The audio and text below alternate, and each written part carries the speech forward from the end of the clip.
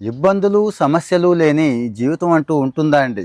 కానీ వస్తున్న ప్రతి ఇబ్బందిని మనం ఎలా అధిగమిస్తున్నాం, వస్తున్న ప్రతి సమస్యని మనం ఎలా ఫేస్ చేస్తున్నాం అనేదే లైఫ్‌లో మనం ముందుకు వెళ్ళడానికా, వెనక్కి వెళ్ళడానికా అనేది డిసైడ్ చేసేస్తుందండి. నేను రెగ్యులర్‌గా చూస్తూ ఉంటాను.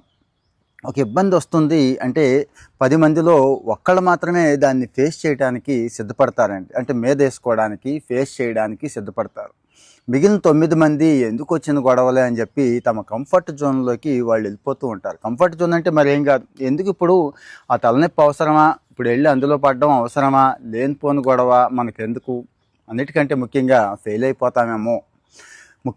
ఫెయిల్ అయిపోతామేమో అనే భయంతో అసలు ట్రై చేయని వాళ్ళు చిన్న సమస్య వచ్చినా కానీ చాలా చిన్న చిన్న సమస్యలే నేను మళ్ళీ గుర్తు చేస్తున్నానండి.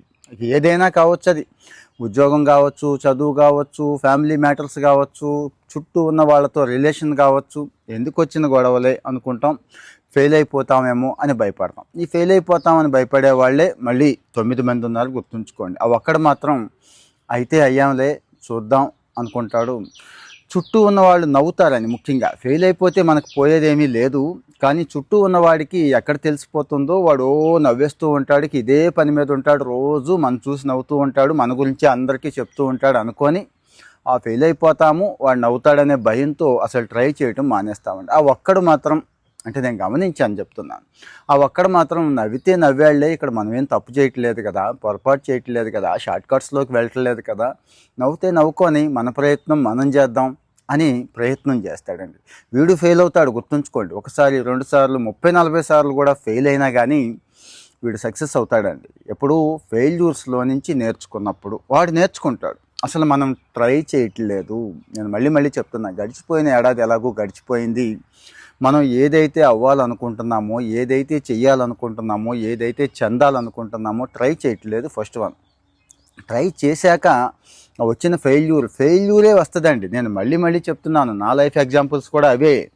ఫెయిల్యూరే వస్తుంది. అది 1 సారా, 2 సార్లా, 3 సార్లా, 100 సార్లు కూడా తెలియదు. కానీ ఆ వచ్చిన ఫెయిల్యూర్లోంచి నేర్చుకోవడానికి ఎంతవరకు సిద్ధంగా ఉన్నాం, మైండ్ని ఎంత బెండ్ చేసుకోగలుగుతున్నాం, ఎంత పాజిటివ్ యాటిట్యూడ్తో ఉన్నాం అనేది మాత్రం ముఖ్యమండి. సో మరి ఆ ఫెయిల్యూర్ నుంచి వచ్చిన ప్రతి దాన్ని నేర్చుకోగలిగితే, జెన్యూన్గా మన ప్రయత్నమే కదా చేస్తున్నాం. జీవితం అంటే ఏముంది ఇంకా ప్రత్యేకంగా? జీవితం అంటేనే ప్రయత్నాల సమూహారం అండి. ట్రై చేయడమే, ట్రై లెర్న్ చేయడమే. వచ్చిన ఫెయిల్యూర్ నుంచి నేర్చుకోగలిగితే ఖచ్చితంగా సక్సెస్ మనది అవుతుంది. లాస్ట్ ఇయర్ అయిపోతుంది, ఏదో అయిపోయింది, నెక్స్ట్ ఇయర్ ఉంది కదండి. సో కామెంట్లో మీ ఒపీనియన్ చెప్పండి, మర్చిపోద్దు. ఎవరు